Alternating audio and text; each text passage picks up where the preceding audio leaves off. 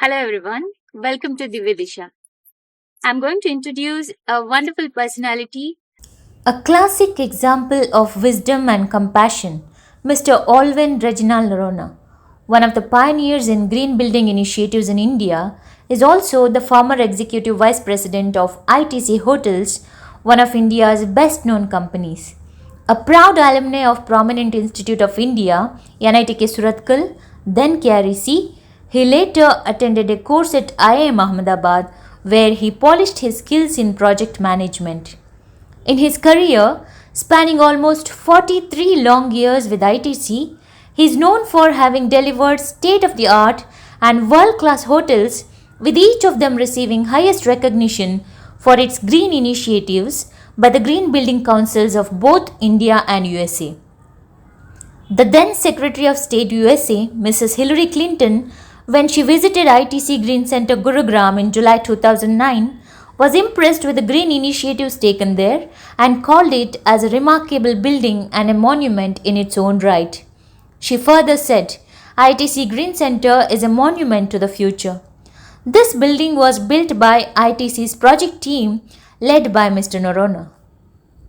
Mr. Noronha's and ITC's contributions towards green initiatives brought them recognitions from the then Presidents of India, Honorable Dr. APJ Abdul Kalam and Honorable Sri Pranab Mukherjee. Sir, welcome to this program. I'm extremely happy that you have kindly consented to be a part of Dividisha. My pleasure. Sir, first and foremost, I want to know about your childhood and how was your childhood and how did your parents inspire you? I was born in Calcutta. My father was in the army. Mhm. So I was born in Calcutta, Bharatpur. When we were 1 year old, we moved out of Calcutta. Then my second brother was born in Mangalore. And my mother was also working in the defense forces. So we had transfers all over India. And we were in Dehru near Pune, Ahmednagar. And then we did most part of my schooling and my PU was done in Hyderabad, where we built a house and uh, ultimately you can say our family retired over there. After PU, I came to do my engineering at KREC. I lost a year during the Telangana agitation in Hyderabad. And 1971 to 76, I did my engineering at KREC. And I was a hosteler then. And that was my childhood. My parents did inspire me a lot. My dad was a technical person. And the driving force for me was my mother. Um, Dad was a provider for the family, but my mother was the motivator that motivated all the children to work towards achieving their goals. And I had this skill set, I suppose, to be an engineer, and I pursued that, and I became an engineer. Okay. So you didn't get into the army. No, that was one big disappointment for my dad. He had 4 sons. We have no sisters. And he used to all the time say that at least one of my sons should join the army. And I wasn't inclined to get into the army. My youngest brother, who was very inclined, he's in Canada now, but he was rejected because of flat foot. But otherwise, that was a big disappointment. Okay. What was your passion back then? My passion was engineering was very much. I used to open radios, gadgets, of those technologies, old technologies, work on it. I used to open a bicycle, put it back. We had 3 bicycles at home. My dad used to ride a bicycle. My mom used to ride a bicycle, and I had a bicycle. So almost every weekend, I used to open the bicycles and put it back. Mm-hmm. So that was the sort of through that I suppose I got into this engineering passion. Okay. You said your mother was your motivator. How did she motivate you? Um, there, there was never a no in her dictionary. So whatever we wanted, be it anything, she would borrow, she would do anything. I remember um, just an example, after my engineering, I got seat to do MS in the US and Canada, Montreal and Canada. And scholarship was not guaranteed when you got admission. You had to go there and do that.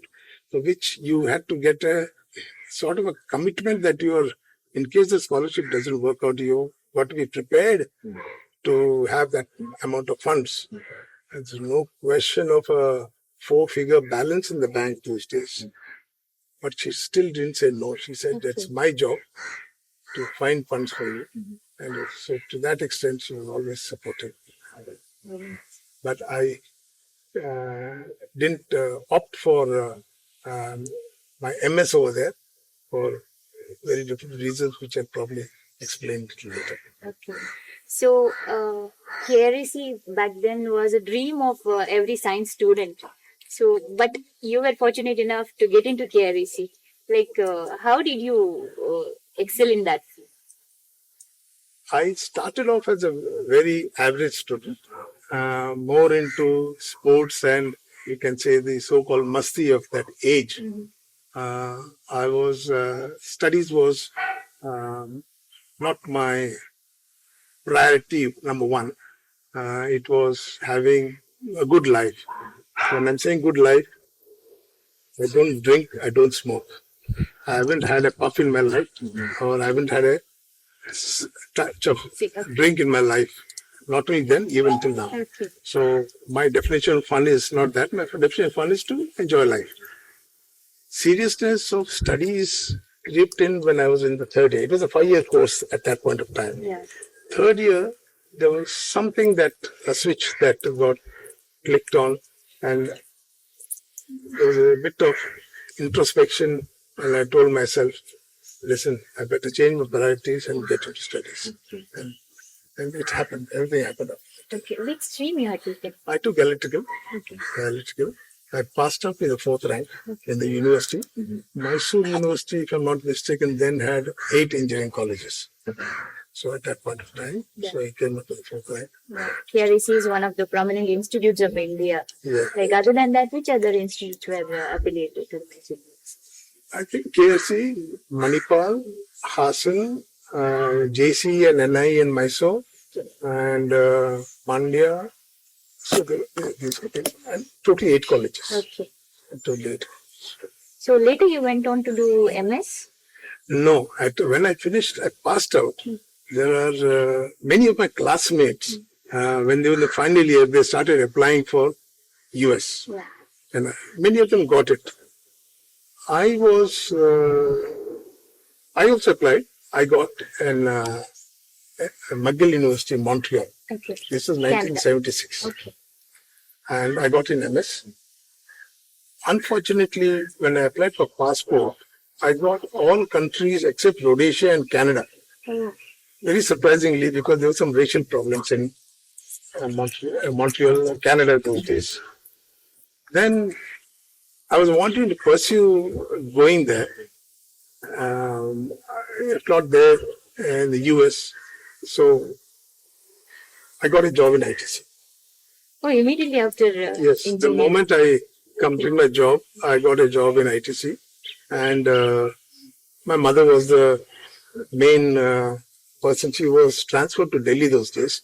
So I was staying in Delhi. My mother and my brother, he is now no more. We were staying there. And it was not me who applied. It was my mother who applied for me. Oh. When she saw a newspaper, and that also they asked for 10 years experience. They were constructing ITC Moria. Okay. And we had a standard resume, biodatas from the college that we printed out. Yeah. So she applied, and surprisingly I got a call for the interview on a very cold Delhi night, Delhi day, December 12th, I remember, 1976. Okay. This interview. And I got Recruited. Okay. So it was not a campus recruitment. No, I don't think so. Those days there was much campus concept, interview concept those days. It wasn't like as it is now. But those days we applied. Unfortunately, our results, one of the reasons why I lost I didn't go to MS. Yes, there was non-teaching staff strike in the University of Mysore. Our results came out in September. Okay. In fact, McGill University was very good that despite me having got my admission and I couldn't join in July, they were prepared to take me in December. So I lost 3-4 months. When I lost 3-4 months, I suppose I lost the benefit of getting the best jobs because all over the country, people who passed out in July probably had taken those jobs. But as they say, you cannot question destiny, and destiny had it for me, and it had it for me, and I have no regrets for my ITC. Best thing happened to you. Best thing happened.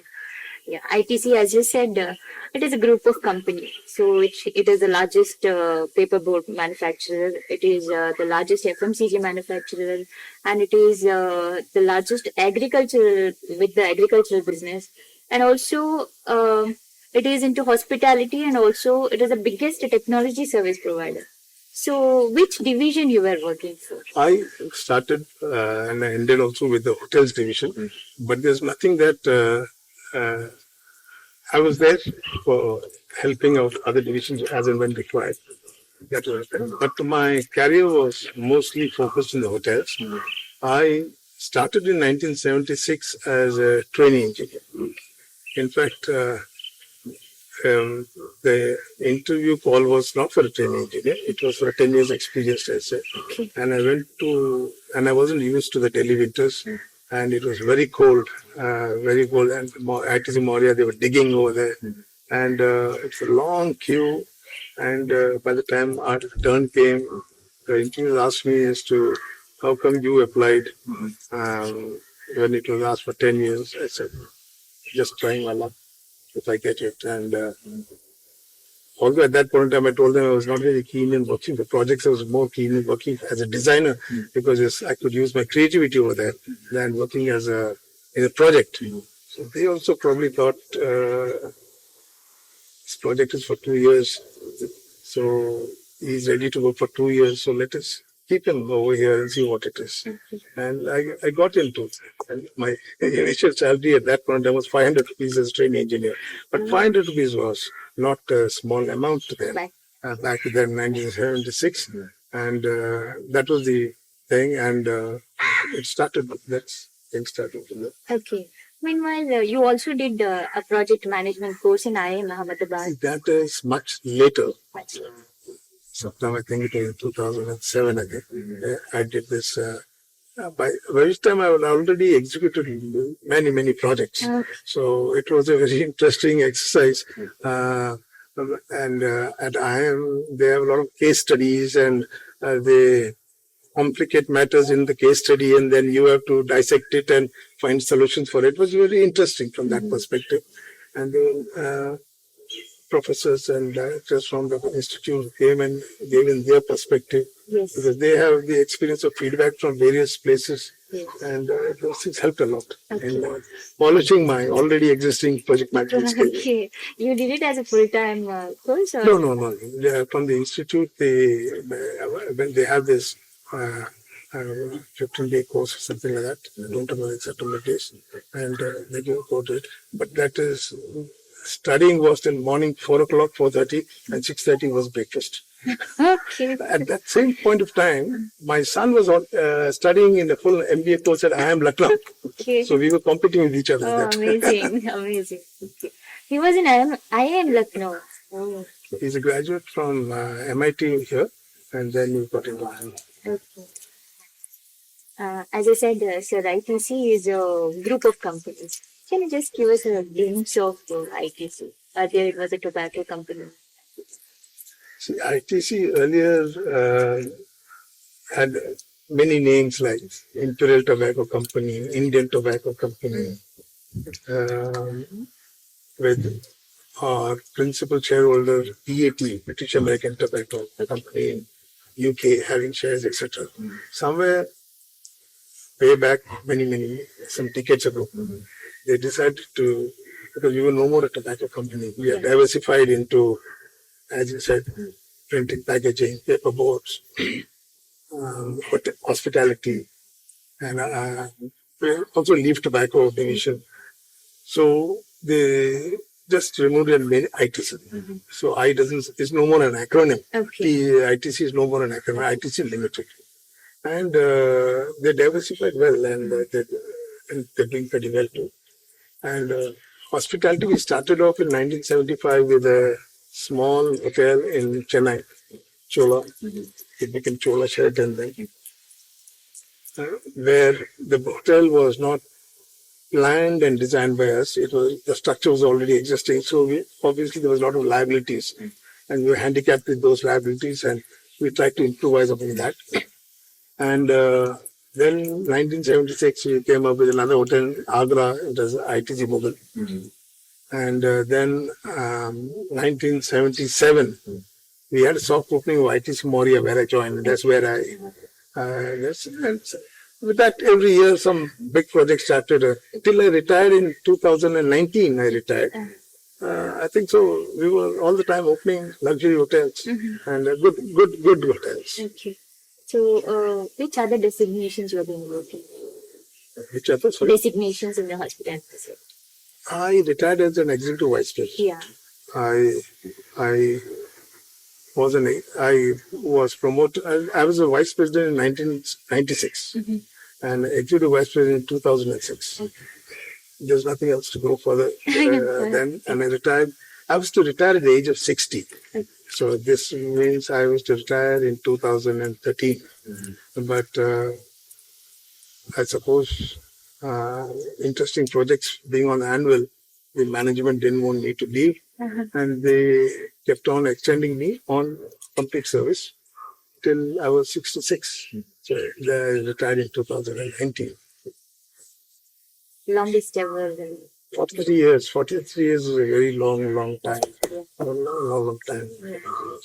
So, in every project you have embarked on that had a touch of this innovation and environmental sustainability in particular. So, how did you lead that project? You see, unfortunately, for the concept of environment, or we call it the green building concept, is not very old. This concept came into being sometime around 2005, 2006. Before that, it was not known. And let me explain a little about what is green so that I can explain this transition. Yes, sure. Let me draw it in an analogy of Mangalore, which you all can probably correlate to. And this, when I was a child, in the late 50s, early 60s, when I used to come to Mangalore to my house, there was no current in the house. This was a house in Nagori. There was no current in the house. But the house was a big house, typical traditional Mangalore house. Every room had one spirit lamp or wick lamp hanging in the middle. You never felt that there was not enough light. That light was good enough because we did not know what was more light. Because there was no current did not mean people didn't study in the house. There were 3 rank holders in that house. 3 rank holders in that house. Because there was no current did not mean we suffered in the summers. Because the houses were built of earthen mortar and clay. The houses weren't as hot as it is today.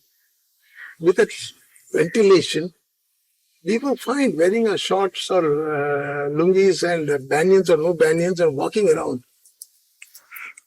We didn't complain because there was no current. There was no refrigerator in the house. Because there was no refrigerator in the house, mothers and aunts never cooked anything that would get spoiled.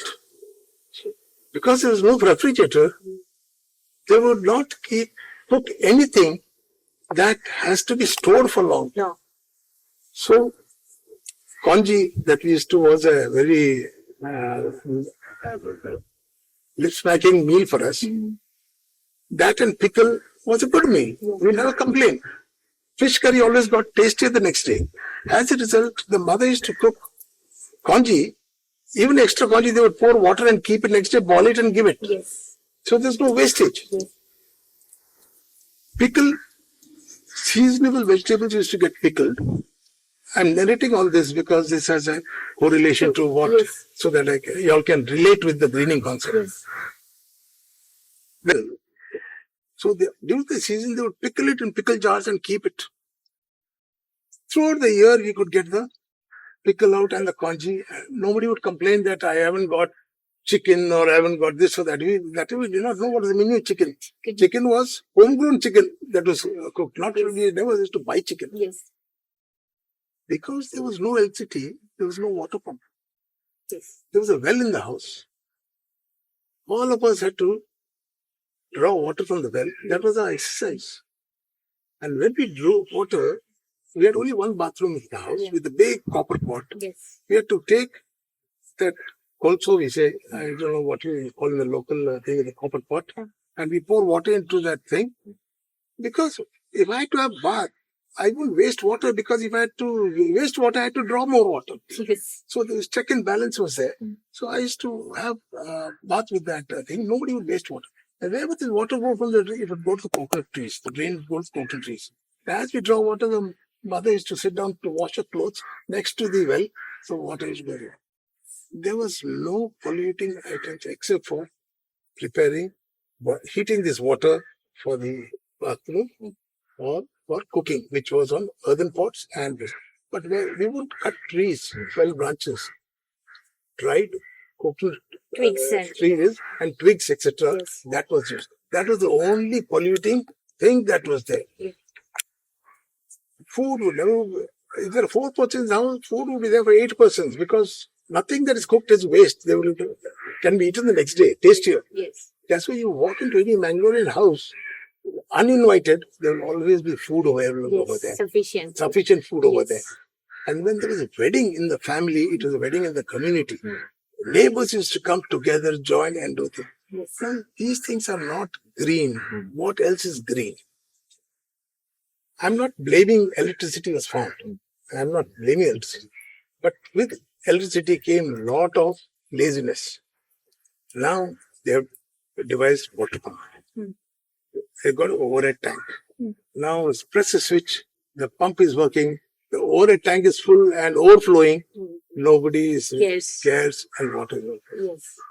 Now, without a fan we had learned to live. Now, without a fan we cannot survive. Yes. These days, without an air conditioner we cannot survive. Yes. Now, what is the thing for a person who is designing? He is not calculating half a ton air conditioning or 1 ton air conditioning. He calculates, put a 1 ton, if you want to take, why you want to take a chance, put a 1.5 ton AC. Yes. In summers, then use a blanket and sleep. So nothing is designed. So therefore, green building today, it has woken the system. They said that, listen, what are we doing? What have we done? At this rate, we'll have problems with the energy. We'll have problems with the material sources. We'll have problems with the pollution. We'll have problems with our own health.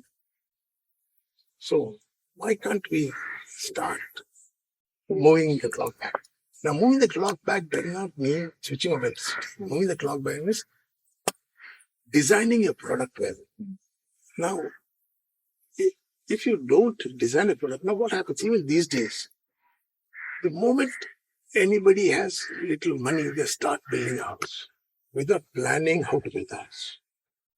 So the die gets cast.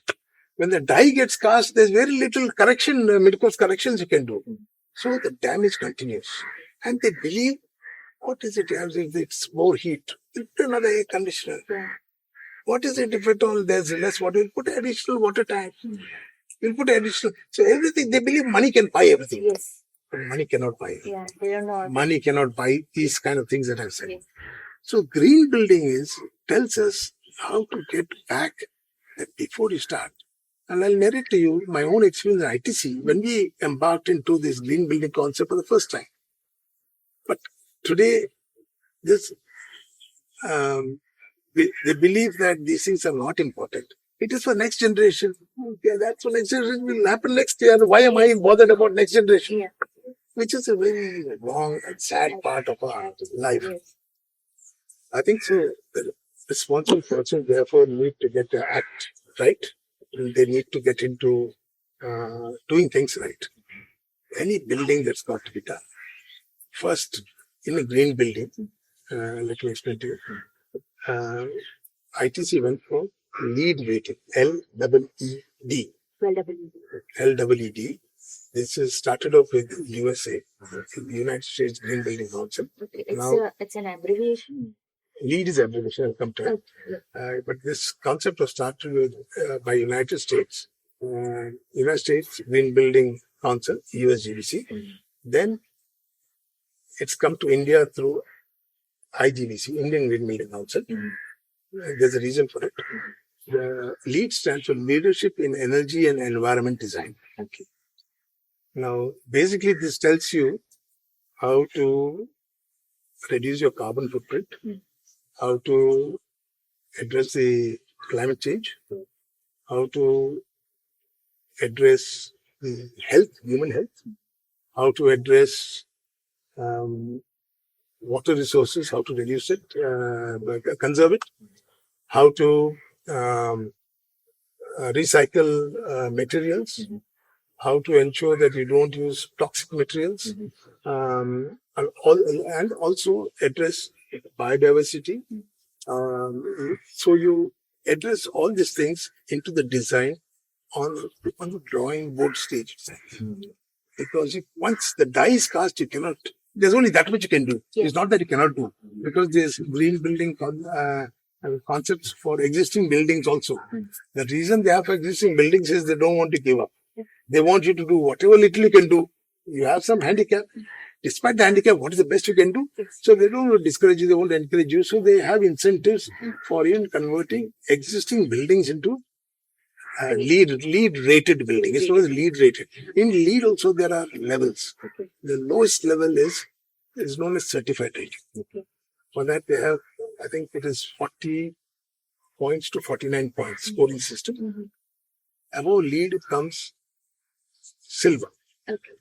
Silver is from 50 to 59. Then there's gold rated, which comes from 60 to 79, double, 20 points lower. Then comes platinum, which is 80 and above. Now, these are incentives for individuals to try. You get recognized, and I'll also. And you have already touched that platinum. We have only platinum. We don't know how gold tastes, how Wonderful. silver tastes. Wonderful. Every building of ours is platinum. Wonderful. And there were some misconcepts, very interesting, and that's where ITC is great, I must tell you. I was in 2005, we were planning to build this ITC Green Center, where Hillary Clinton come to see it. And that building was to be, it was a 2-acre plot, was to be constructed. It was in which places? Gurgaon, and I was heading the project. And it was not a revenue generating area. It was not a hotel. It was an office. It is meant only to spend money. Offices don't earn revenue. So the pressure on us was to reduce your project cost. Whatever project cost was going to reduce. Regular, it should be the case. The building was in the process of being designed, and we heard of this LEED concept in the US. The largest building at that point of time which had got LEED platinum was a building in Hyderabad, in the world. It was in Hyderabad. It was the CII building in Hyderabad, which was 17,000 square feet. 17,000 square feet. It's not huge. 70,000 is an office. Ours was 1,70,000 plus square feet. I thought came as, why not we make it green, like LEED Latin. Obviously, at that point of time, even our knowledge was very limited. We did not know what is the meaning of green. First concept of green means where is greenwashing, what it is. How do we get back to the board of ITC asking for more money because we're going to get green. Yes. I remember interesting, we went to the board and I wanted 7 crores more to do this project as LEED platinum rating. My then chairman, late Mr. Vishwa, very enterprising, very go-getting individual, very supportive. While there were very mixed reactions, what is this? We are telling you to bring the project cost down. You are coming here asking for 7 crores more for LEED platinum. What is platinum? What is LEED? What is green? Because the knowledge was not there. So I don't blame anybody. So what happened was, I explained to them what is. Chairman asked me, will you guarantee me you will get me a LEED platinum? I only told him, sir, I can't guarantee anything because I'm trying it first time. But I can guarantee one thing. I can't get it if I don't try it. If I try it, at least there's a good chance I can get it. I will not spare any efforts. So nice of him. He gave the go ahead. Not sure, maybe, as to what it actually end up as. We got platinum. We were invited, my wife and me also went to Oregon, Portland, Oregon, US, to receive the award. And that at that point of time, it was the largest building in the world to get a LEED platinum. And it was very interesting because you're in the teaching profession. And I was also wondering, USA, even if you search, you don't get, this is only a 4-story building. Everything is touching the sky, and what is it that we have done which they couldn't? So I was scared that they would call us on the stage to talk about this because I was complexed. But when I attended these various classes on green happening in various rooms, I realized why we did it. Because in US, they are taught how to do it a SOP way, standard operating procedure way. There are methods and they don't deviate. You change the format, they are lost. You change the format, they are lost because they are taught which is the right thing. Yes. In India, we have been brought up in finding our own ways of doing things. Yes. So morning you tell me to do it this way, afternoon you tell me to do it that way, I can change. Yes. I can change. It was difficult for them to change. When the green concept of LEED came, they had defined a system which is totally different to the way their regular way of working. So they were probably struggling. I'm using the word probably struggling, and we didn't have a problem to adhere to it. Only thing is we had to make up our mind, and we did it. The success and the benefits of what our building got, our energy costs came down drastically. We had big handicap. So we really had to go through a paradigm shift of our thinking to do this building. And then we did this building because we had to get everything right in the drawing board stage itself. Before I refused to start with till they got it. One of my biggest opponents was my architect because they were also not used to green building. And architects don't like to be told how to do drawings. You can't tell architect, no, you can't do it like this because the green rating is like this, you've got to do it like that. He says, hold on, who's the architect? Are you the architect or me? Am I the architect? So for them also that concept was new. I don't blame them. I'm not saying they were not cooperative. That concept was new for them. So their concept was new.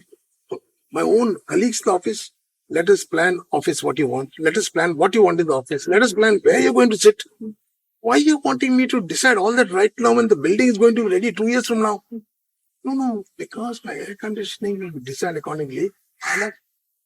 We call it task lighting. See, earlier, one light in a room was good enough. Tube light would do.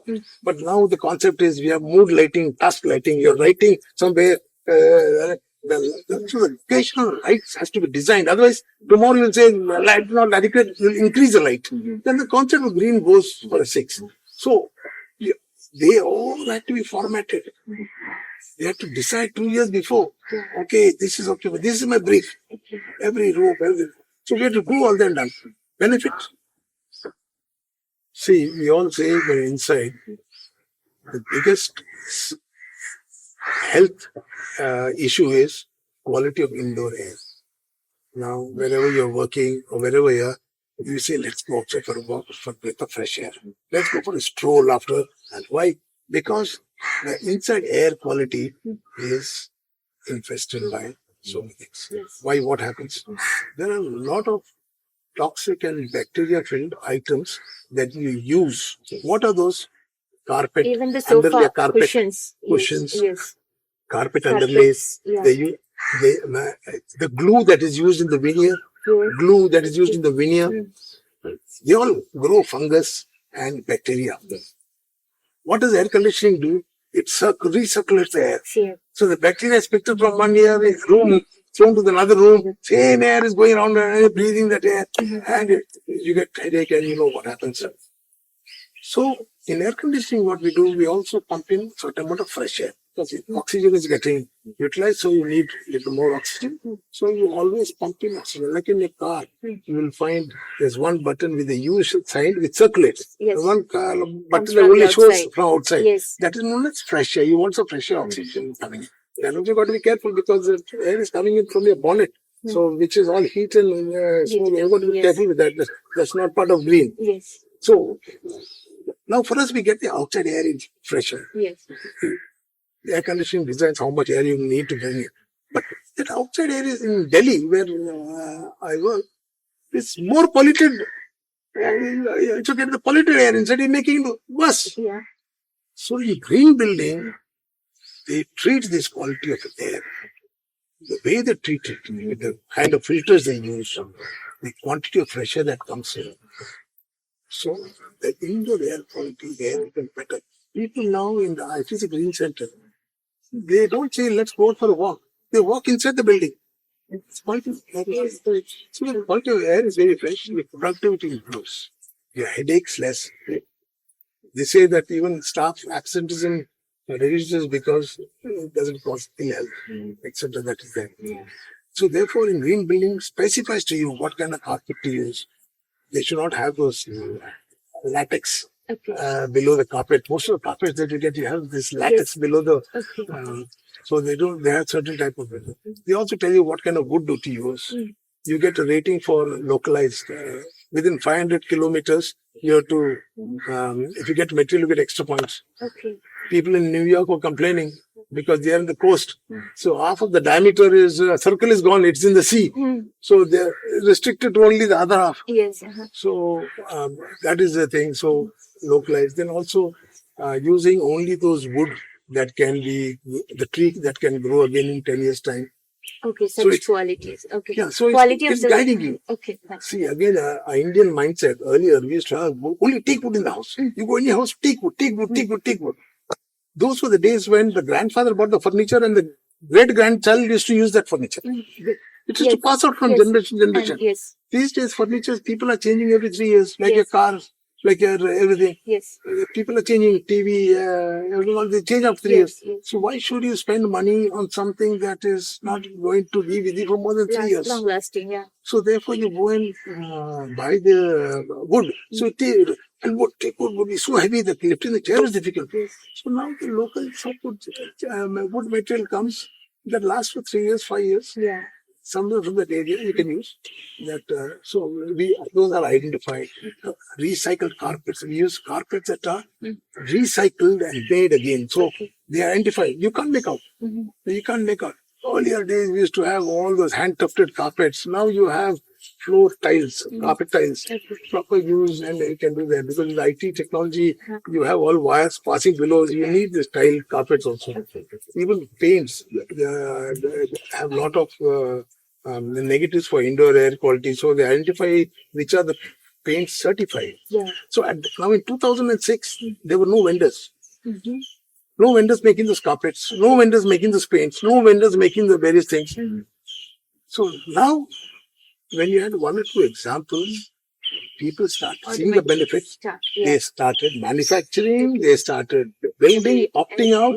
People started paying more. Now when you have green builded housing and many residential flats have come with certified green rating. I have used some on it. Some are very good. Some are only naam ke vaste, where they want to earn more rate per square foot by calling it green. Green. They show it on paper, then they don't pursue it. Okay. I won't generalize it. There are many who respect and do. So that is the thing. So rate per square foot, people are ready to pay more. Who wouldn't pay more? I would pay a little more if at all you say that my indoor air quality is going to be better. Yeah. You've taken care of all the right things. Yes. My water is rightfully designed. Water conservation is a very important thing because earlier there were only ground floor, one floor houses. Now you're having multi-rise buildings. Where is the water coming from? The groundwater is continuously depleting. It's going down and down because now corporation is unable to feed you water, so people do borewells.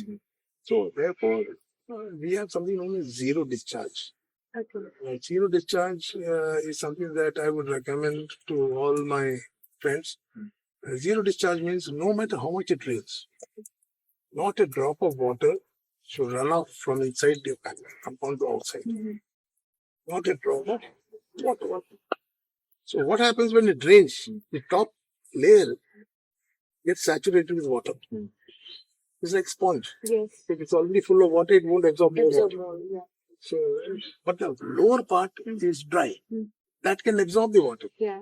But before the water reaches the lower level, it runs off. Okay. It goes into the sea. Yeah. So what the hotels we do, green buildings that we do, we have stormwater collection pits, we have harvesting tanks, etc. But harvesting tanks in Mangalore in 1 day or 2 days will get full. Yes. Then what will you do with the rest? Yeah. So the balanced water in the drain, we have reverse boards through filter media. So what happens? The water, and we take it down to the sponge that is dry. Oh, okay. So now what happens? As the water is going through the drain, it goes down. Okay. It goes down to that thirsty part of the land. Yes. And that absorbs. So what we are doing is we're trying to raise the water level. If you don't do this, some people say water goes out. But that is going out to the sea. Yes. You lost it. Yeah. Here you are not losing it. You're keeping it down. So it's called zero discharge. The challenge is how not a drop of rainwater escapes your premises. That is zero discharge. You can do that. Now there are many ways of doing water harvesting. Is one big name. Many people build a tank and say, "I've got water harvesting." Yeah. The tank in one Mangalore rain will get filled in 1 day. True. What will you do the next day? Then what is there? You're not going to water your garden because the rain is watering the garden. What happens to the tank? What happens to the water? The next day is water. Yeah. You cannot collect and store water more than what is required. Yes. But at least recharge. He's calling it recharge pits. Okay. You recharge. One is collect, and you can recharge. There are various methods of collections, etc. Any other places which this particular project has been implemented other than ITC? Yeah. See, now there are many. Now the public has become aware. Okay. They are expecting it to be green. Okay. Today, when you go into luxury condominiums, they ask, is this green? Because this awareness of green. One of the reasons why I'm also explaining in this length is through your medium. Yes. To educate the general public as to what is the meaning of green. Otherwise, it's a theoretical too much for me. So that's why I'm trying to bring it up in a way. It should be on all of us. Yes. Our great-grandparents and grandparents followed all this principle. Yes. Every house in Mangalore, you would had a well. Yes. Today, nobody uses the well. Well is disrespected. I won't say it's dead and gone. It's disrespected. Yes. Because there's no water there. The levels have gone down. Second, when I talk about biodiversity, Mangalore, actually, I get tears in my eyes when I think of it. I had great pride at talk of me being Mangalorean in Delhi because of its landscape, its concepts, everything. But now it's getting urbanized. And when you get urbanized, you're looking at the planned square meter and frontage and then how I can build. Yes. Your building is becoming a check dam for the water flow. Your building is changing the contour of the neighborhood. That's why you're having delusion, Potala, cross and other things, etc. Why is it? Because you're tampering with the landscape contour. You're tampering with the biodiversity. People are just felling trees. I did a hotel in Bangalore, ITC Gardenia. Lovely rain trees all over. We had ITC and a residential colony over there. The biggest challenge was I can't be speaking green and cutting the trees. We didn't cut the trees. We had to relocate the trees. We got from Singapore consultants and we learned from them how to relocate huge trees, huge rain trees. It was a lesson for most of the Bangalore public. They couldn't believe. We couldn't believe. But there was a method and we did it. The way they did it, and now you can see in WhatsApp many something how they Trees are being relocated. They relocated. That's exactly how they did it. So it was education. See, people learn. Once you know now what's happening, there are many. I have a good friend who's an architect, office contractor. Big time contractor. Okay. He loves trees.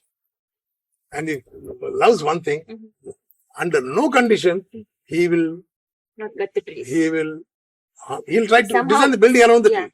Okay. That's a great green building concept Concepts. from within. Okay. Whereas the owner will say, "Oh, why am I losing space here? Why am I losing? This is becoming more of a handicap for me, this tree location. यार काट देते हैं यार किसको पता लगे काट देते हैं." They would say that. No, he would not. So that's an act of responsibility. So that's biodiversity I'm talking of in terms of water, in terms of plants, in terms of. Unfortunately, our green landscape today is becoming a concrete jungle. And so that's why in Delhi there's something you have the Urban Act. So before approving a building, that committee has got to approve From the building. They'll ask you all the questions. Now the environmental people do ask the same questions, but many people probably find ways and means. But it's very sad seeing concrete jungle. So other than this, did you find any alternative for the waste management? Yes, but it's the most important, including computers. Oh, Yes. e-waste. Okay. Yeah, e-waste. E-waste is such an important thing. That's why when last year in Lions they had this e-waste, I got attached to it because e-waste is a topic people just dump it. They're e-waste contractors, licensed contractors. Okay. You only give it to the e-waste licensed contractors, and they are audited. So it's not that they take it and dump it anywhere. They are audited because that's their bread and butter. So they are audited. So licensed guys, we dump to that. In hotels, we have a lot of. There are two types of hotels. One is you cook extra, but you don't consume. Let's say for the wedding. Yes. Okay, Yes. so- So the food is not Being consumed. it can be eaten. So that we send to orphanages. So we respect that. Okay. Food that is consumed and left over, chuta. So that of course goes to piggeries. And then we also have recycling, biogas and other lands, solid waste management. Water again, effluent treatment. Wastewater, yeah. Every I can speak for ITC, be it hotels, be it factory, every output is. See in water, I can just tell you in water. It is mathematics, Okay. maths. Yes. Let's say my water intake on day one from corporation is 100x. I take 100x. Okay. Or 100 liters. For a gem public, I take 100 liters. There are four types of river. One is for your wash basin and for bathing purposes and cooking purposes. One is that water. Yes. One is for flushing for WCs. You need water. One then you use for laundry and use for air conditioning and laundry. Now, the water that is for bathing, cooking, or drinking, or wash basin purposes are fresh water. But the used water from the bathing, wash basin, and the WC and other things. The one, not WC separate, the wash basin, they go through a separate pipe. Okay. They go into treatment plant. Okay. That water is treated, and that treated water is sent to air conditioning and garden. Okay. So you're not depending on the 100 liters water that's coming in. Let's assume the gardening and air conditioning water requires 30 liters. So when it's 100, you're using for bathing and other purposes. 30 liters goes back into treatment. So the 100 has become 70. Because I'm not taking it from the 100, I'm become 70. Yes. Similarly, in the laundry and others, we again have grease traps and others. Grease trap is it collects all the oil and collects all the thing and sends out the water without the oil and other things, etc. That water is treated and that can be used. So therefore, other than for bathing and drinking and wash basin and cooking, all of the water that you consume is recycled. So if your water requirement is only 30 liters for these bathing purposes, you're reducing 70 from there. Now in our hotels, I must tell you, we have surplus water. What happens? 30 liters I'm taking, this 70 and it's getting back into the thing. There's got 20 excess. This 20 we call the local municipality and say, for the parks around our building, you can use this water to water them and save the drinking water, divert it to needy public. So the excess water that we have in our treatment, we send it over. Such a good thought. So that's what. Now again, we are just hoping that this all becomes regular work practice. If when it becomes work practice, automatically happens. Now, when you teach your children that these are things you got to do, they correct you. It's got to be done. That switch off the light. That is this, that, etc. Once they know, I understand, then they do. Yes. So it was amazing talking to you about the green initiatives. Like you were into these green initiatives, and alongside you also worked on Building hotels. planning committee. Yes. Planning and building hotels. Building hotels. Yeah. How did you manage to? It gives me a great pride actually. Most of ITC's hotels were built with me as head. So, and greening is work practice. Greening is something that where the focus is on. Greening is a way of life. You've got to do it in a particular way. Yes. But building luxury hotels, world-class hotels, is a totally another cup of tea. Totally something different to greening concept. Yeah. And now, in this, it starts from ideation to commission. When I'm talking ideation means when you have this idea of a need of a hotel.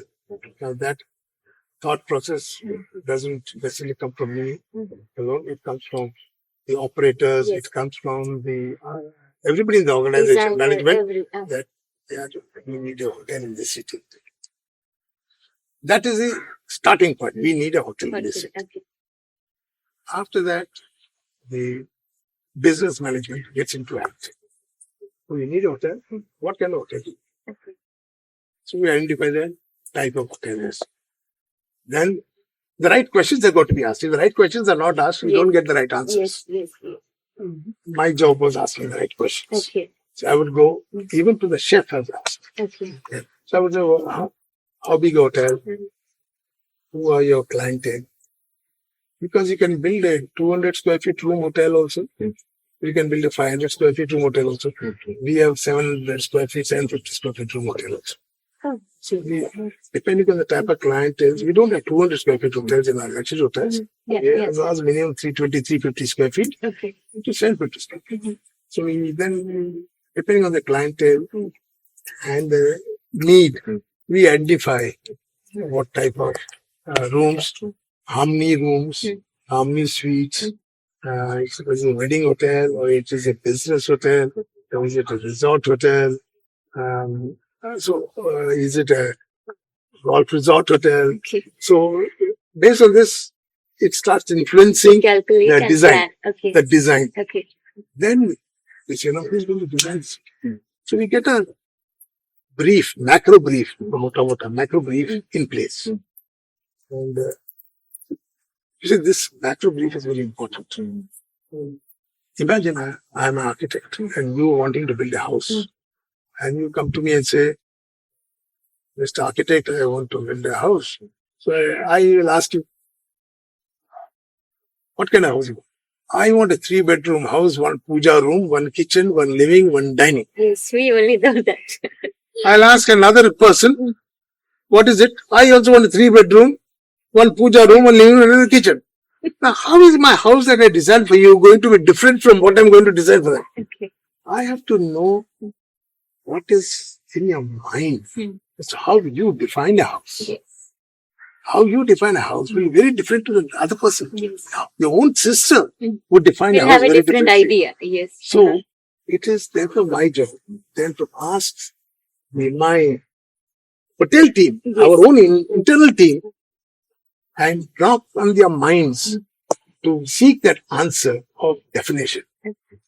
I want restaurant. What kind of restaurant? Yes. This restaurant, this restaurant. Because every restaurant has got different type. Room. What kind of room? So then we have our norms as to how many rooms ideally on a floor for sleeping service, how many rooms in one shift. We all calculate that. So we get an act together. Once we get that act together, and I know now an architect will understand. It's not only 3-bedroom like this.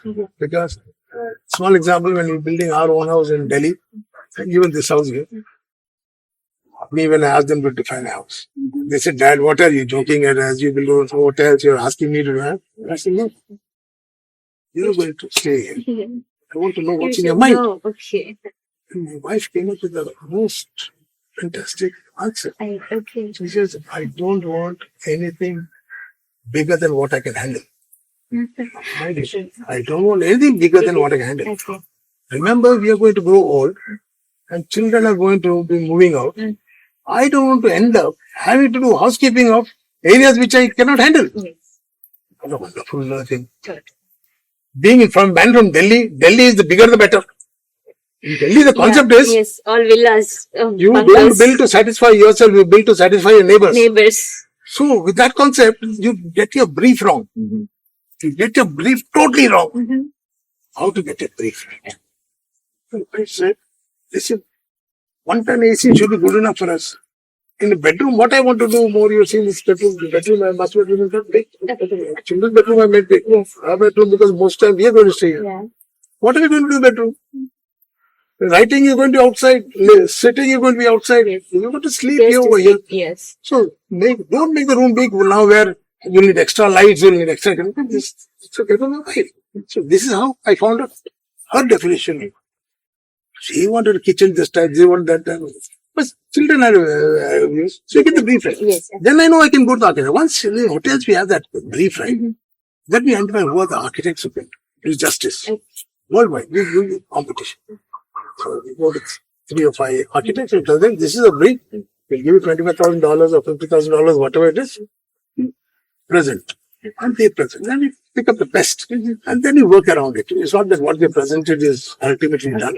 We work around it together. Then we join hands and work together. And we go ahead and that ideation moves into planning stage. In the planning, again, everybody has got to act clear on the plan.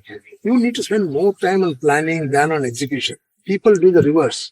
People believe money has come. You start digging. You start. The pressure comes. The management puts the pressure.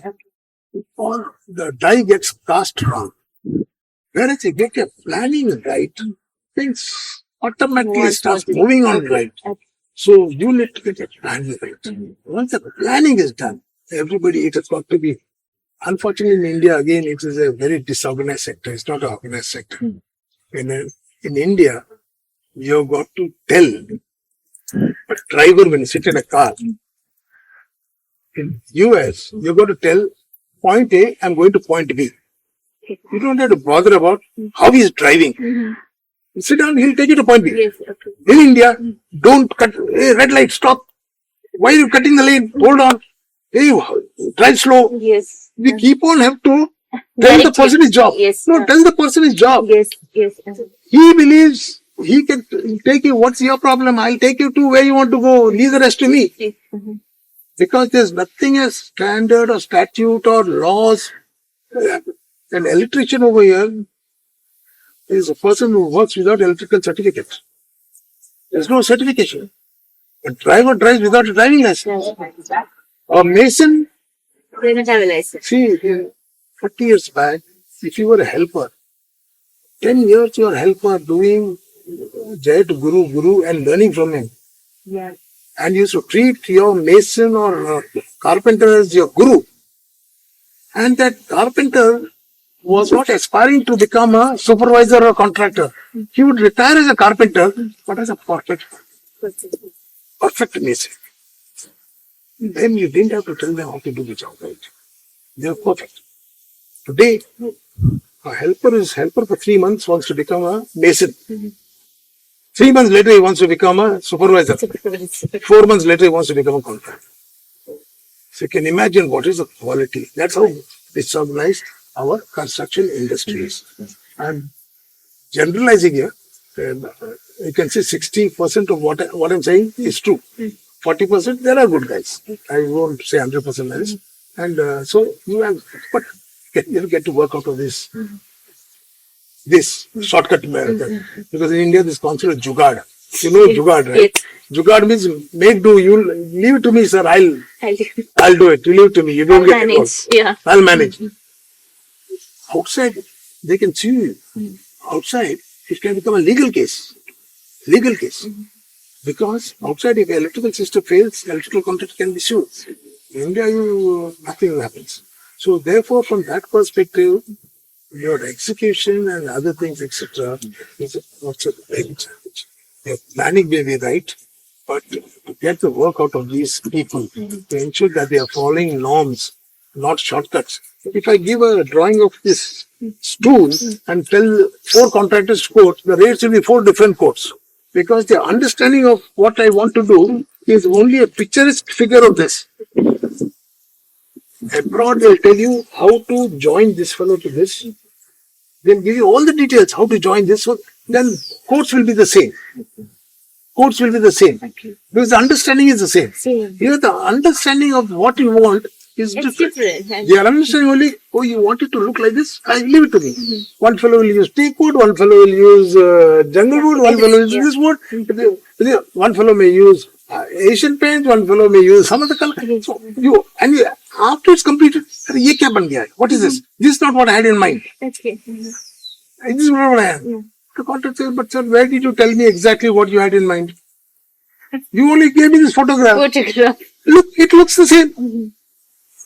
Abroad, you can't. They will get into very particular. The concept. Again, it's not fair to generalize. Okay. So you would say 80% they would be right over there, 20% would be right over there. Yeah. So these are the challenges to get the hotel right. So very interesting hotel. So one started with all these hotels. I was lucky now in Colombo. The hotel will open up very soon.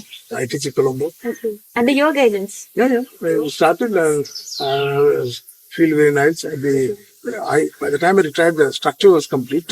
We have 2 huge towers and we have a interconnecting bridge on the 21st floor. It has got a swimming pool, it's got a restaurant, and it's got a engineering and other stuff moving area. That's on the 21st floor. It's longer than the Singapore one. So there are challenges. Huge projects in ITC Royal Bengal in Calcutta. So I feel proud that I was involved with those buildings. Proud moments, a lot of memories. I'm very grateful to ITC for it, for the opportunity they gave to me. They started empowering me to do these things at a very young age and a very early stage in my life. That's how I put it. So that was very no regrets. So which among them are the favorite ones for you? That's difficult. By asking a mother which child is your favorite child is very difficult.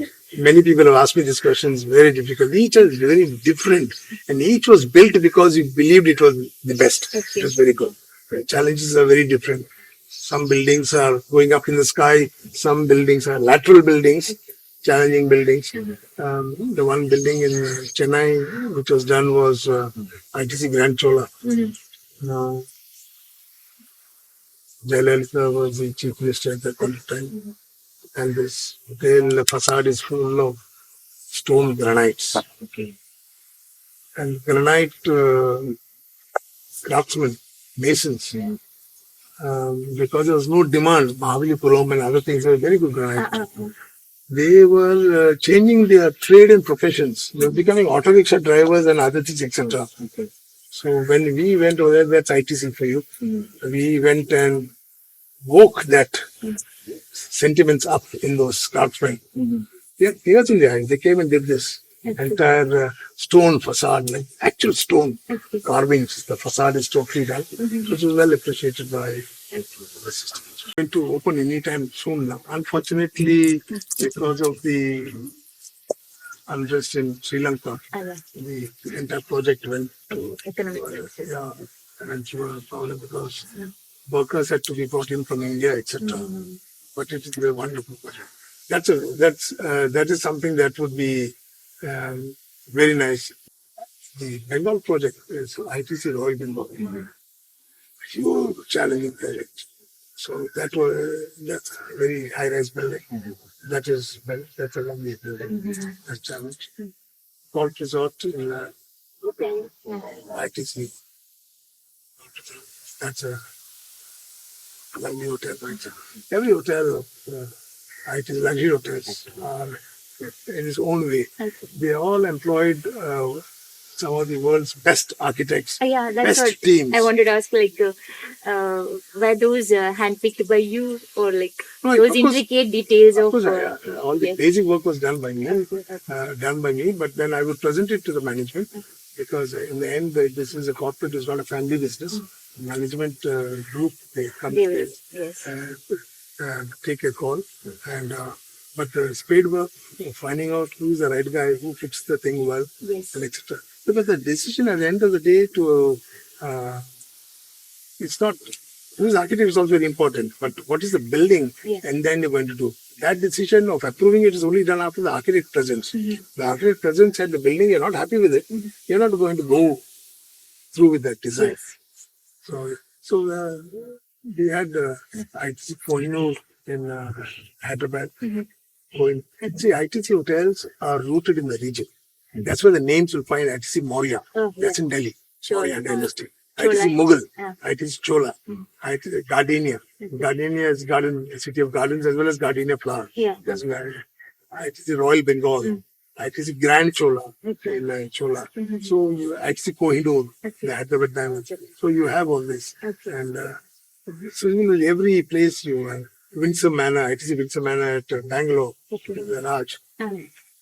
So you have these kind of things. So we do also a lot of homework on that aspect also to bring it to the design. Okay. And also I have heard the hotel here in Vivanta Hotel, what we call now. There is some contribution from you. Yes. It was earlier Manjuran. Yeah. So when it was initially when they went in with ITC. Okay. So ITC had a hand in it. So during the construction time, I was involved in the design.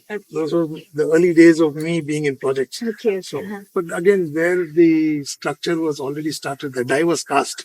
There's only that much we could do of fine tuning because it wasn't from the foundation stage itself.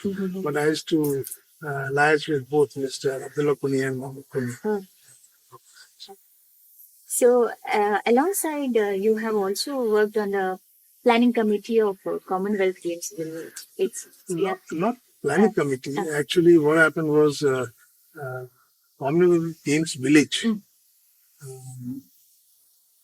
I got an invite from the then Chief Minister, late Sheila Dixit, 10 days prior to the opening of the Games.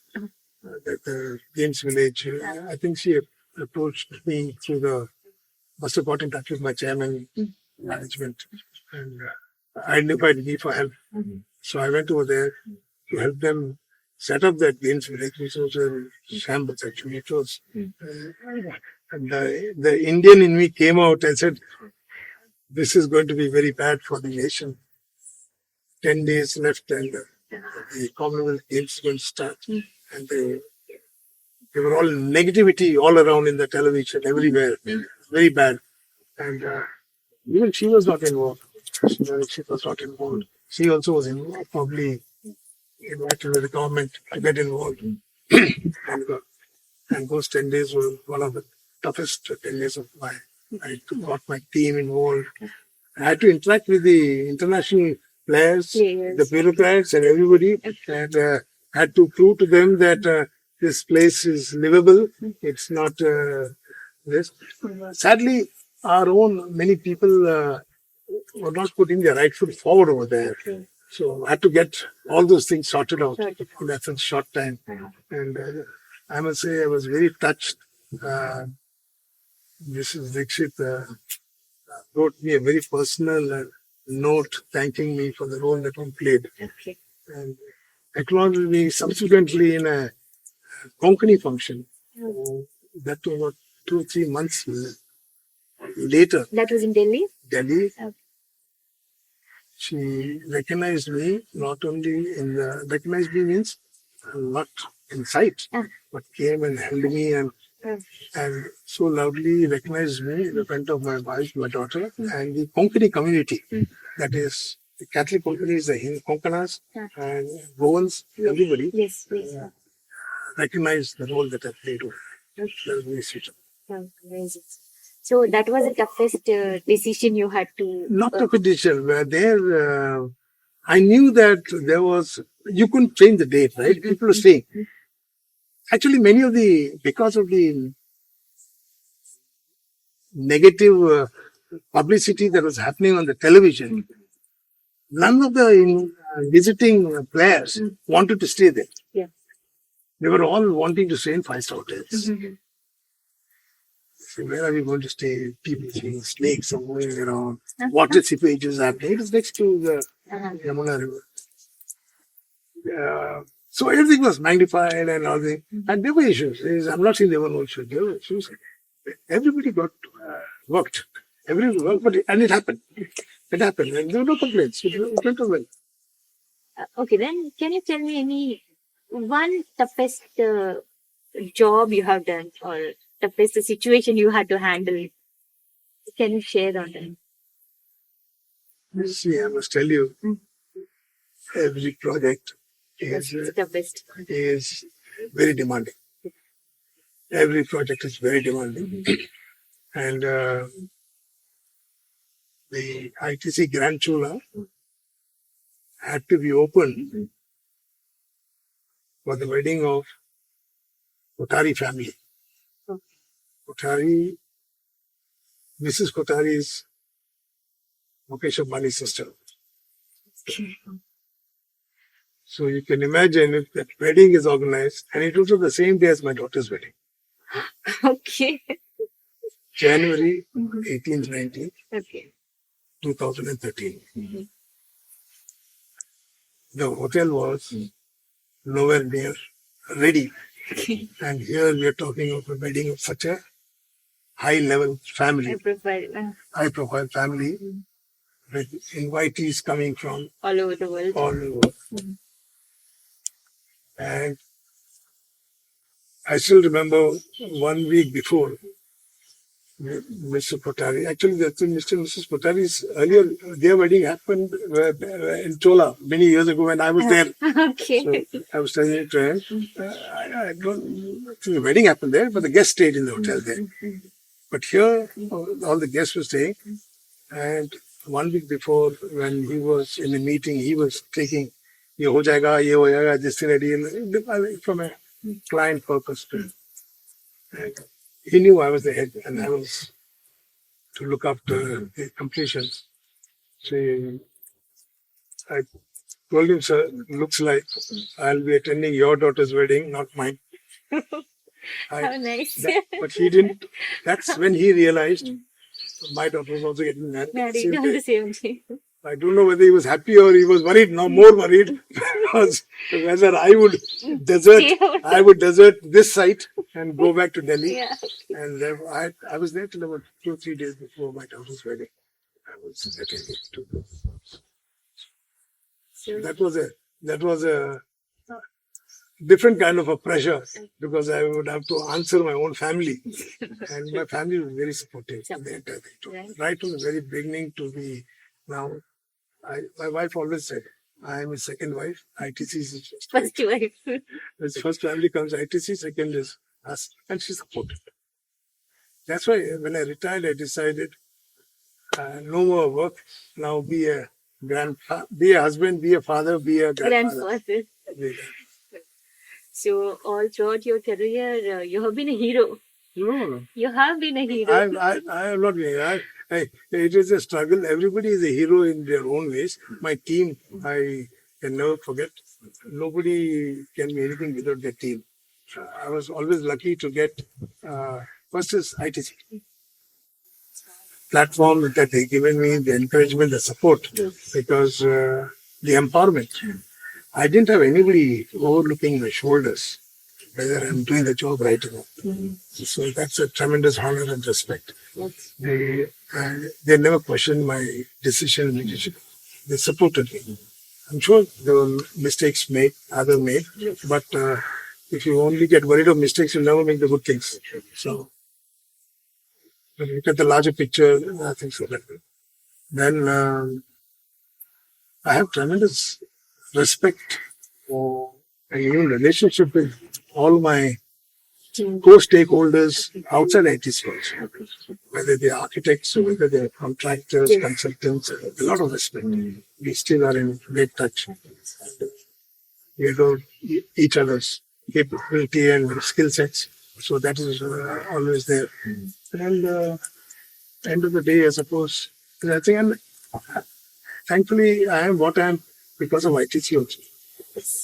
Even in terms of ITC has taken good care of me. If somebody asks me, try to find what could have ITC done better,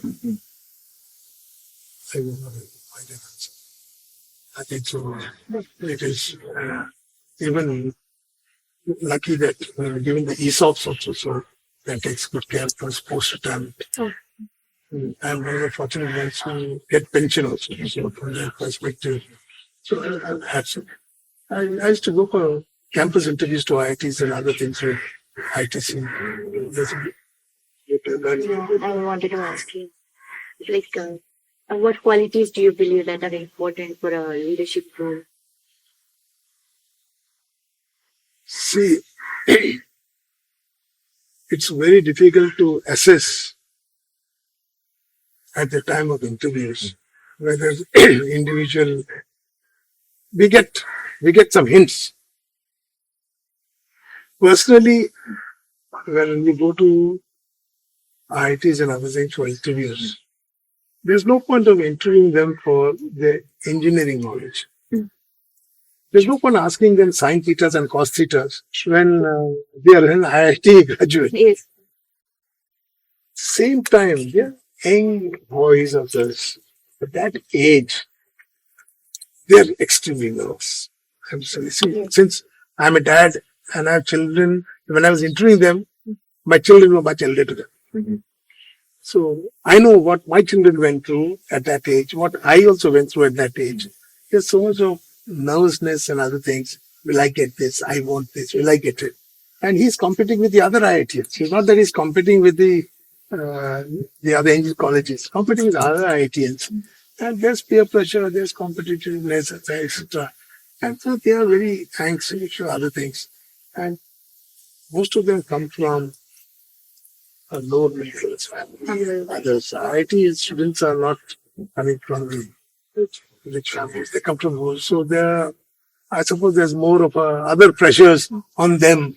So so I'm not saying one gets sympathetic or something to them, but one likes to gauge through more discussion as to whether he is a self-starter, whether he's a go-getter, whether his answers that he gives is, I'll do as I'm told. not that. I will find solutions. And you get to model, and from there you become. Leadership is also, in my own case, uh, when they gave you the little responsibility, you took it. You took it and you didn't mind failing because you were attempting to do it right.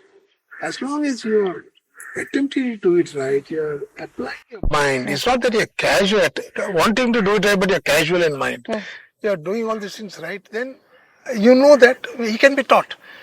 There's no point, no matter which company you're joining, they are not expected to answer those questions. They are expected to answer, they are expected to learn. They are expected to be taught. But once taught, will they deliver? That's what you try to gauge during the interviews. Okay. Advantage with, as long as you have your basics right. To me, engineering is a lot of common sense. There's no point of gauging to what depth you are an engineer. Engineering teaches you how to have an analytical mind and use your common sense. Yes. How you apply that mind and how you use the common sense That is what yes. is to be tested. Yes. What is Okay. it? Then also attitude. There are some people who are attitudinally, I may read a biodata before the individual comes. Not may read, I will read a biodata before the individual comes. I remember one interview when I asked him something about biodata. So he answered, but it's written in my biodata. He answered. I said, I know what's written in the biodata, but I want you to talk about it. I want you to talk about it. Now, that was a display of an attitude over there immediately that he'll be a difficult person to handle. Difficult person to handle. So these are the things that you gauge. Okay. What is one advice that you give for the aspiring students? Unlike these other IT corporate sectors, hospitality is something different. Not in hospitality.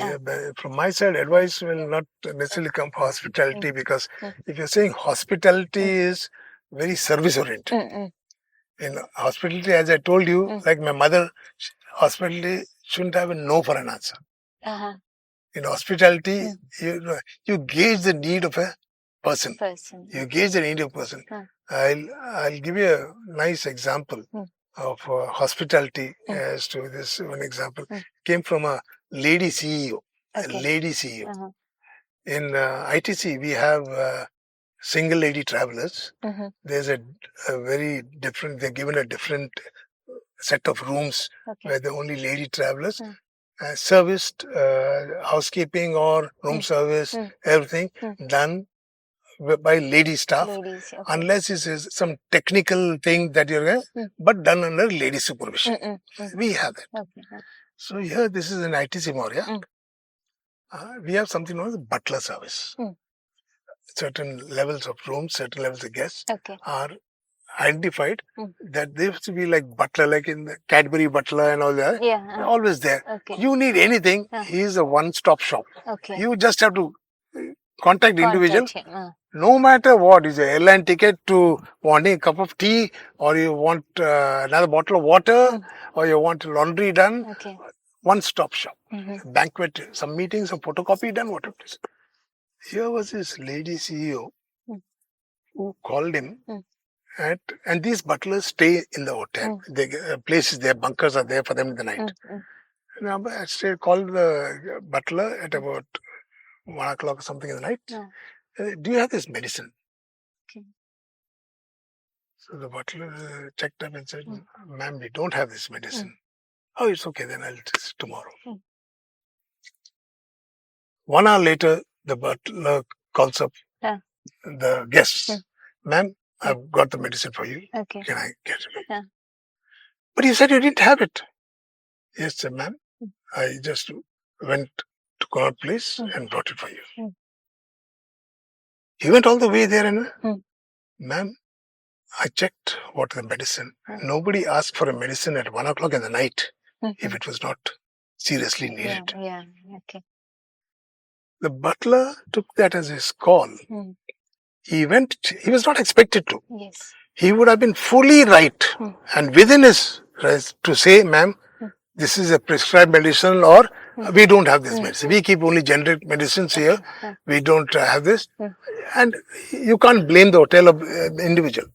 But he's calling that here's a lady at 1 o'clock in the night. Yes. If she was with her family, husband or son or somebody would have gone and got the medicine. Yes. But she's away from the family Yes. and she needs this medicine. Yeah.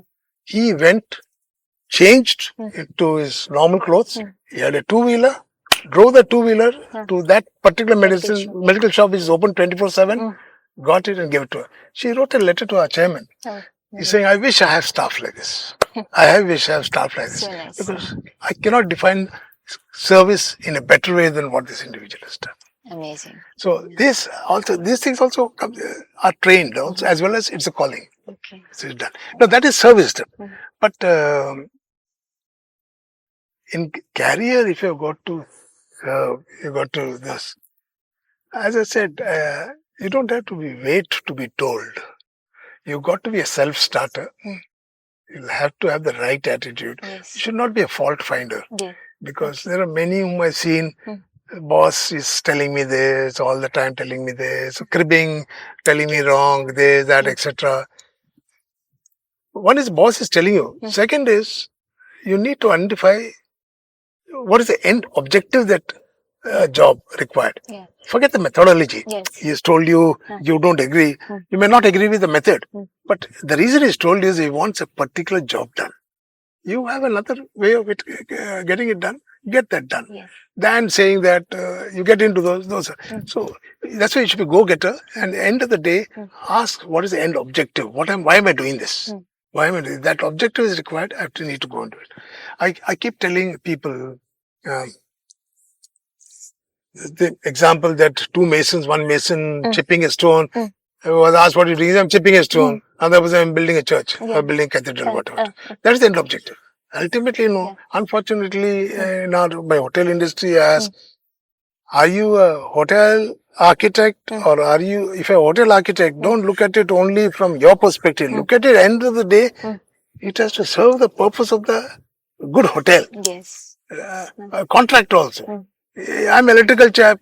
Yeah, you're doing it like this, but at the end of the day, it's a hotel, right? Yes. You got to be done neatly and it's got to be part of that neat hotel. Yes. Your job is not only that bulb has got to come working. Bulb has got to be in the right place. Right. Your job is not that there's enough light in the room. But the bulb has got to be symmetrically placed, properly placed, maintainable, etc. That's got to be done. Yes. So you need to have that in your mind. I have that objective for the end purpose, not only the method. Okay. These ITCs are coming for campus interviews or campus placements are they called? ITCs go for campus interviews. Okay. Mostly the focus is on IITs and IIMs. That is the most focus. Then they have select few colleges, other places also. And in fact, most of the recruitments do happen through campus. Okay. How about in Mangalore? Mangalore, I know not much, but I'm the governing body of St. Joseph's College also. Yeah. So there also, the ITC Infotech, I am told they come over there for the students. I'm not sure whether NITK they're coming right now. They used to come. Okay. Yeah. So, other than your career, you are also into philanthropic activities. So how is it going on? Like, yeah. That's what I said. Till I worked, I focused on work. And now, post-retirement, it's payback time. So now, if at all I can be of any good use, reasonable good use, not misuse, but reasonable good use, I play a constructive role. So that is the thing. So I'm happy with having joined Lions and being of some good help. So some good projects that has come, noble cause projects. Okay. So that gives me a bit of satisfaction to playing my own role. Okay, nice. So before that, I wanted to ask one more question. Like, did you ever feel like giving up? Or did you, in your career, like, did you find it difficult to cope up with the difficulties? Yeah. I'm not a loser. Okay. I'm not a loser. In fact, the more tougher it gets, I think I get better. Okay. So, Yeah. because on the contrary, if you ask me, did you have easy days? I didn't have easy days in this 43 years. Even by own marriage, Okay. I came here 3 days before my wedding date. Okay. I was constructing a hotel in Andaman Nicobar Islands those days. Oh, okay. I wasn't there for my own son was born in Hyderabad. And I wasn't there for the delivery time. And I was to reach a day earlier for my son's christening ceremony. My flight got changed. I had to take an interview in Calcutta and then come. The interview in Calcutta was there, but the flight got changed, so I completed the interview and I missed that christening. I haven't been forgiven by my wife for that as yet. So nice. So, being a family man, I know you have raised your brother's sons as well. And how was the journey being a family man? I really enjoyed it post I retired because I could devote time to that. So we have our own children, a boy and a girl. And my late brother, he and his wife both passed away. So he had 2 children also when they were young. So they are with us. Any mishap happened or? No, my sister-in-law was suffering through depression. I think that was played on to my brother. So he passed away in 1996. And then 3 years later, my sister-in-law passed away. So their 2 children are with us. All 4 children are now happily well educated, happily married. And my son has a daughter. My daughter has 2 daughters. And my nephew is also like my son, Roshan. His wife is also expecting. So then I have a niece, Tina. She's in Bombay. She's married to Abhishek Banerjee, who is into OTT films and other things. Yes, okay. Patal Log, Hathoda Tyagi or somebody. I don't watch much, but he's Abhishek is the... That's nice. So, one more question I wanted to ask. So, you were recognized by the then President of India, Dr. APJ Abdul Kalam and Pranab Mukherjee, and also the Secretary for the State, USA, Mrs. Hillary Clinton. So, what was that occasion? It was to do with primarily with the green building. ITC Green Center received this award for the world's largest platinum rated green building, which was a excellent recognition not only for ITC but even for India. So, and there's the entire country, the leadership, the industry was wanting to now promote the green building concept. And since ITC played a very pioneer role along with CII and the Indian Green Building Council, so there was some award ceremony where President Abdul Kalam was there. So we were called onto the stage and recognized for that. And I was happy that President Kalam, post his tenure, again in Pune, I was invited by Mr. Godrej. And there again I was invited to the stage and recognized. And then few years later, when Mr. Pranab Mukherjee was the President of India, again one had the good honor of receiving recognition for our contribution towards green building industry. And meeting Mrs. Hillary Clinton? Yeah, she visited India. I think this was in 2007. I'm not sure, but I think it's 2005-07. She visited India. And we were honored that she decided and thought it very befitting to visit our office. It was a big surprise for us. And I was given the responsibility to explain the total concept of green building issues, initiatives that we had taken. And I can only tell you that in her plan agenda, she was supposed to be there for 25 minutes. She was almost there for 4 hours. Oh, okay. So that was a very interesting, Okay. and she coined a nice phrase at the end of her visit. She called the office as a monument to the future. That's a wonderful phrase, and we were so happy to. People come to India to visit Taj Mahal and Yes. Qutub Minar and Red Fort, etc. Yes. But here's the monument to the ITC future, itself, she said. yeah. So that was a very nice impression. Okay.